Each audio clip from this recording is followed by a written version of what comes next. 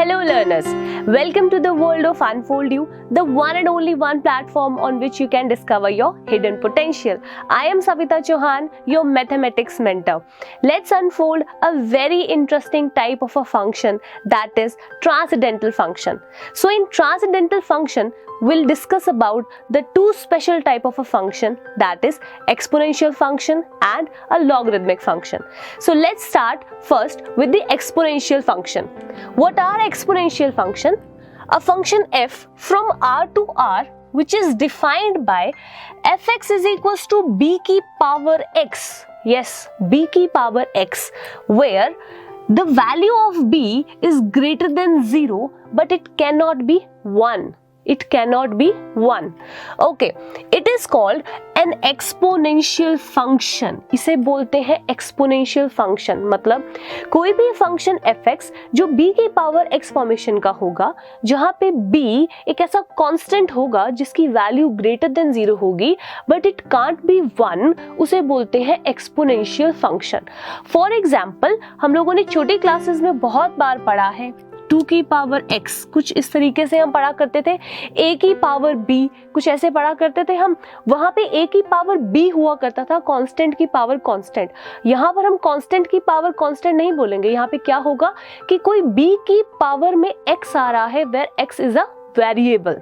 ठीक है. So exponential function is of the type b की power x means a constant power x. तो suppose करो अगर मेरे पास है, मैंने एक एग्जांपल ले लिया, मेरे पास है y इज इक्वल्स टू 2 की पावर x. ठीक है. तो मुझे अगर इसका ग्राफ बनाना हो तो मैं इसको कैसे बनाऊंगी? तो यहाँ पर हम क्या करेंगे, ग्राफ बनाते हुए हम b की डिफरेंट वैल्यूज पे काम करेंगे. डिफरेंट वैल्यूज पे कैसे?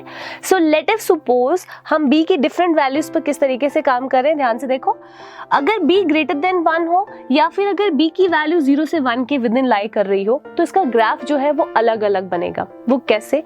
सपोज स्टार्ट करते हैं b ग्रेटर देन 1 के लिए. तो मैंने इसका एग्जांपल ले रखा है 2 की पावर x. ठीक है. तो इसी के साथ हम काम कर लेते हैं. हमने b की जगह पे यहाँ पर 2 ले रखा है, पर ग्राफ हम जनरली ड्रॉ करेंगे, यहाँ पर हम b की ही वैल्यूज लेकर चलेंगे. ठीक है. सो हम सपोज स्टार्ट करते हैं. अगर x की वैल्यू 0 डाली जाए, ध्यान से देखो, x की वैल्यू 0 डाली जाए तो यहाँ पर हो जाएगा y इज नथिंग बट 2 की power 0 and anything raise to the power 0 is nothing but 1. इसका मतलब x 0 पर y की वैल्यू क्या आ रही है? 1 आ रही है. x 0 पे y की वैल्यू 1, मतलब हमारे पास ये पॉइंट हो गया कुछ इस तरीके से. ठीक है. फिर से चलें आगे. अगर मैं बोलूं मैंने x की वैल्यू 1 डाली, लेट अस सपोज x की वैल्यू मैंने यहाँ पे क्या डाल दी? 1 डाल दी. ठीक है. सो सपोज करो मैंने x की वैल्यू यहाँ पर डाल दी 1, तो ये मेरे पास क्या बन जाएगा? x की वैल्यू 1 पे ये 2 की पावर 1 हो जाएगा, मतलब ये हो जाएगा 2. मतलब x की वैल्यू 1 पे y का आंसर क्या आ रहा है? 2 आ रहा है.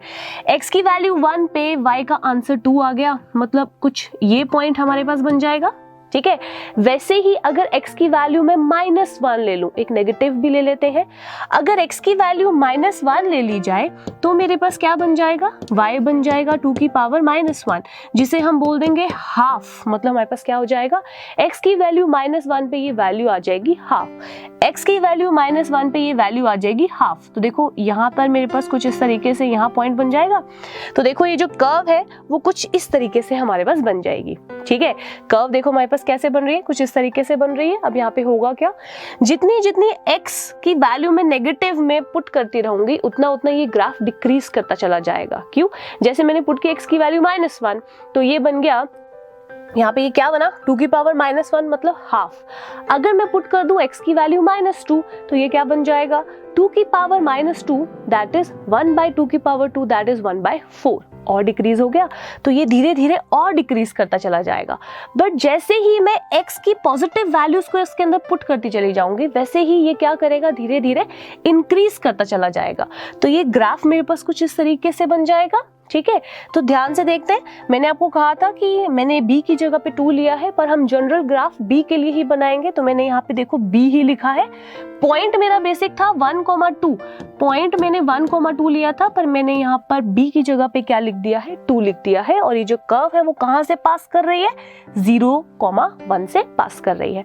वैसे ही हम देखते हैं सेकेंड वाला ग्राफ, बिल्कुल सेम तरीके से आपको बनाना है, बट वहां पे b की वैल्यू जो है वो 0 से 1 के विद इन लेनी है. 0 से 1 के विद इन की कोई भी वैल्यू उठा लो, लेट इफ सपोज हाफ उठा लो, तो यहाँ पे क्या बन जाएगा, ये बन जाएगा y is equal to nothing but b की जगह पे हाफ की पावर x बन जाएगा।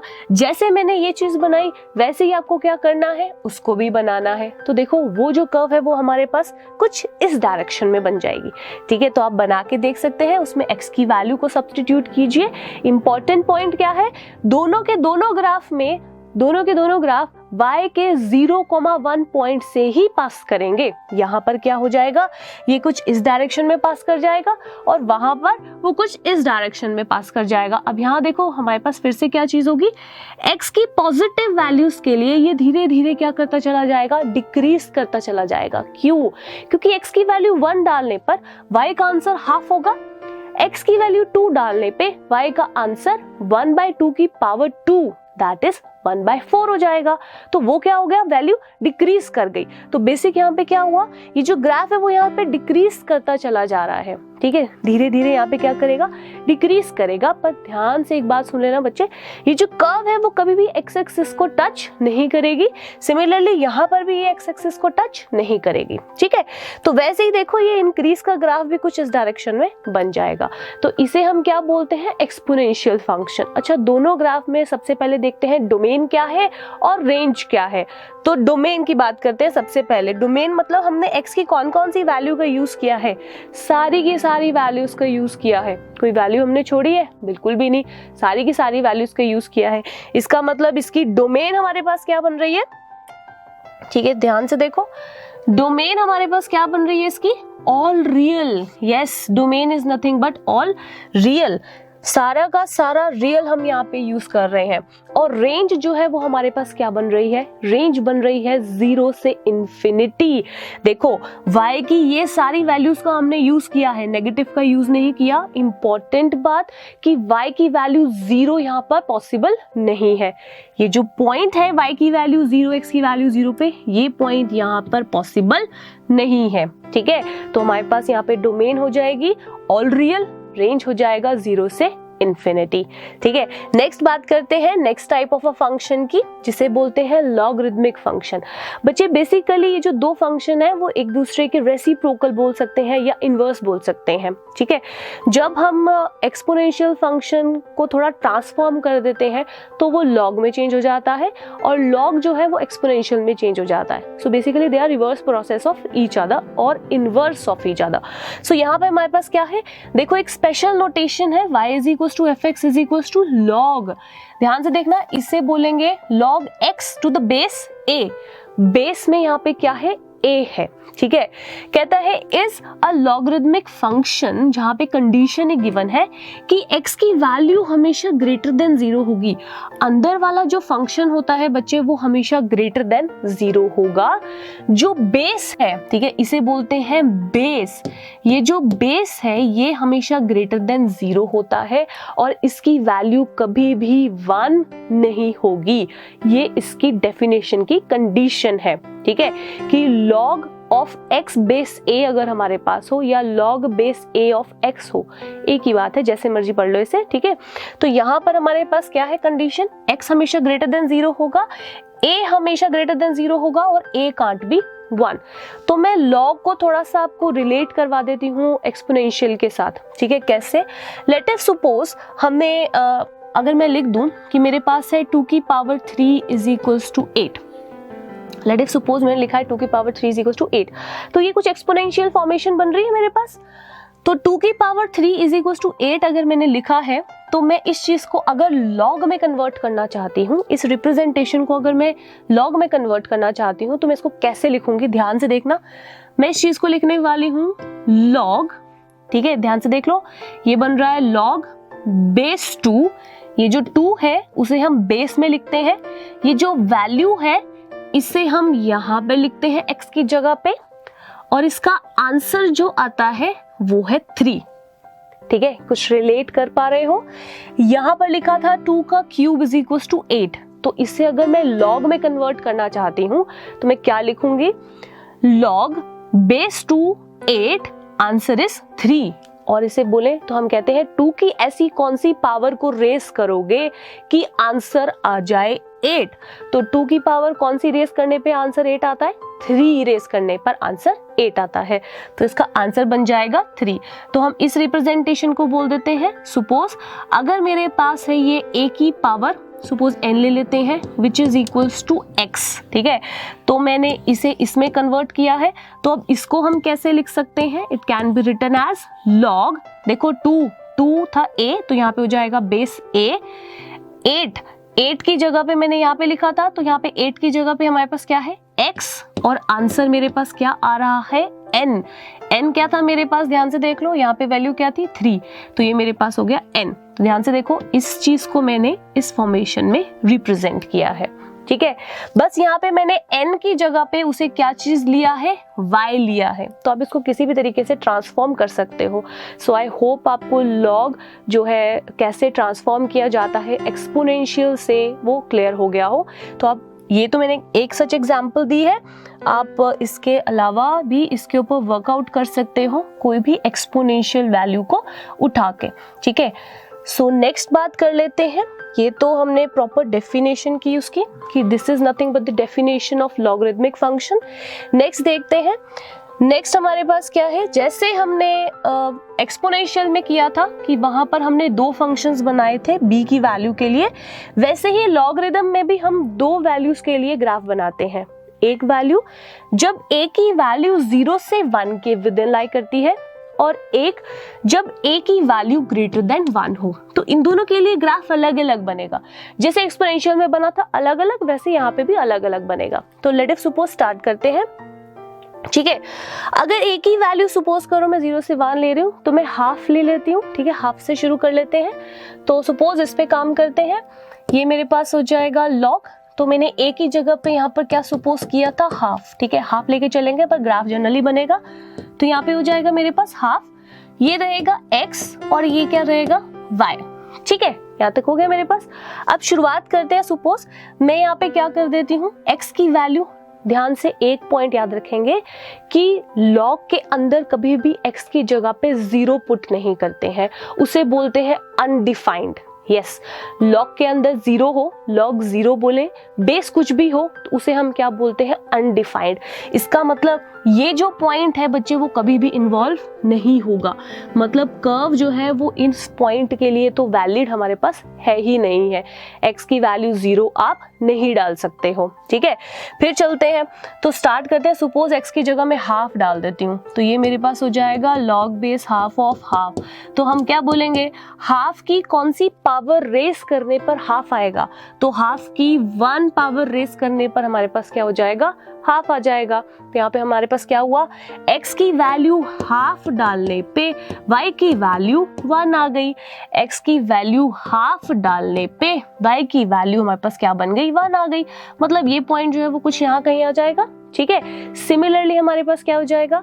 x की वैल्यू जरा यहाँ पे 1 डाल देते हैं, x की वैल्यू 1 डाल देते हैं, तो ये हो जाएगा log बेस हाफ ऑफ 1। तो ध्यान से देखो, हाफ की कौन सी पावर रेस करने पर आंसर 1 आ रहा है? हाफ की पावर 0 रेस करने पर आंसर 1 आ रहा है। तो इसका आंसर मेरे पास क्या हो जाएगा? 0। मतलब यहाँ पे क्या हुआ? x की वैल्यू 1 पे y का आंसर क्या बन रहा है? 0। x की वैल्यू 1 पे y का आंसर 0, मतलब ये पॉइंट बन गया। तो ध्यान से देखो, ये जो कर्व है वो कुछ इस तरीके से हमारे पास आ जाएगी, ठीक है। कुछ इस तरीके से हमारे पास ये कर्व बनेगी। पर याद रखना, ये जो कर्व है वो यहाँ पे चलती चली जाएगी, कभी भी y एक्सिस को टच नहीं करेगी, ठीक है। जैसे मैंने ये बनाया, वैसे ही सिमिलरली हम a ग्रेटर देन 1 को बना सकते हैं। a ग्रेटर देन 1 में हम क्या करेंगे? a को 2 लेकर चल पड़ेंगे, मतलब बेस जो है वो हमारे पास क्या हो जाएगा? 2 हो जाएगा। तो बिल्कुल सेम प्रोसेस से जैसे मैंने ये ग्राफ बनाया है वैसे ही आपको वो बनाना है। तो हम यहाँ पे क्या कर देंगे? log का जो बेस है, ठीक है, जो a था हमारे पास वो 2 हो जाएगा, ये x बन जाएगा और ये y बन जाएगा। तो फिर से देख लेते हैं, x की वैल्यू डाल देते हैं 0, 0 नहीं डाल सकते हैं, क्यों? वो अनडिफाइंड हो जाएगा। फिर x की वैल्यू क्या डाल देते हैं? 2 या 1, 1 से शुरू करते हैं। अगर log की वैल्यू हमने 1 डाल दी, log 1 डाल दिया, तो 2 की कौन सी पावर रेस करने पर आंसर 1 आएगा? 0। मतलब फिर से जो कर्व है वो इस पॉइंट से पास कर जाएगी, तो ध्यान से देखो, इस बार जो कर्व है वो कुछ अलग तरीके से हमारे पास बनेगी जब a की वैल्यू ग्रेटर देन 1 होगी। तो आप इसके अंदर वैल्यूज डाल के देख सकते हो, ये जो कर्व है वो कुछ इस ही डायरेक्शन में हमारे पास बन जाएगी। ठीक है, इंपॉर्टेंट नोट, ये इसके साथ टच नहीं होगा। ठीक है, फिर बात कर लेते हैं इसके डोमेन की और रेंज की। What will be the domain and what will be the range of the logarithmic function. तो डोमेन, ध्यान से देखो, हमें साफ साफ क्लियर हो रहा है कि हमारे पास क्या चीज है। डोमेन में हमने कौन कौन सी वैल्यूज का यूज किया है, 0 को छोड़कर इंफिनिटी तक, सिर्फ पॉजिटिव। ठीक है, सिर्फ पॉजिटिव, क्योंकि हमने स्टार्टिंग में भी लिखा था x इज ग्रेटर देन 0, ये डोमेन थी। तो डोमेन हो गई 0 टू इंफिनिटी। और रेंज क्या है, y की हमने यहाँ पे कौन कौन सी वैल्यूज का यूज किया है। हेंस यहाँ पे रेंज हमारे पास क्या हो जाएगी, रेंज क्या होती है, y की कौन कौन सी वैल्यूज का यूज हुआ है। तो ध्यान से देखें, यहाँ पे y की हमारे पास सारी की सारी वैल्यूज का यूज हुआ है। ठीक है, सारी की सारी देखो y वैल्यूज यूज हो रही हैं। देखो ये सारी वैल्यूज किस चीज की हैं, y की हैं, जो सारी की सारी यूज हो रही हैं। सिमिलरली यहाँ पे भी y की सारी वैल्यूज का यूज होगा। तो बेसिक हमारे पास यहाँ रेंज क्या बन जाएगी, -इंफिनिटी से plus infinity with an open interval. ठीक है, सो ये था हमारे पास लॉगरिथमिक फंक्शन और एक्सपोनेंशियल फंक्शन। सो ये फंक्शन बहुत इंपॉर्टेंट है बच्चे, जब भी हमने कॉम्पिटिटिव एग्जाम्स में कोई भी क्वेश्चन करना हो, मोस्ट ऑफ द टाइम हमें इन्हीं पे बेस्ड कोई ना कोई क्वेश्चन जो है वो जरूर आता है। ठीक है, तो इन्हें पढ़ना बहुत इंपॉर्टेंट है। इनकी रेंज को याद रखें, इनकी डोमेन को याद रखें, इनका नेचर याद रखें कि बेस की वैल्यू या जो b की वैल्यू थी एक्सपोनेंशियल में, उन्हें किस तरीके से लेने पर ये जो फंक्शन है वो चेंज कर जाता है। But graph always remain same, graph हमेशा सेम रहेगा, चाहे आप उसको जैसे भी रख लो। ठीक है, सिर्फ b की और a की वैल्यू में फर्क आ जाएगा। Okay, so this is all about the exponential function and the logarithmic function. As in आपको याद रखना है कि एक दूसरे के रिवर्स प्रोसेस है, इनवर्स भी बोल सकते हैं एक दूसरे का, और इनका जो नेचर है वो किस तरीके से अकर करता है for the different values, but the graph will always remain same. ठीक है, सो आज के लिए बस इतना ही। Till then keep learning, keep sharing, signing of.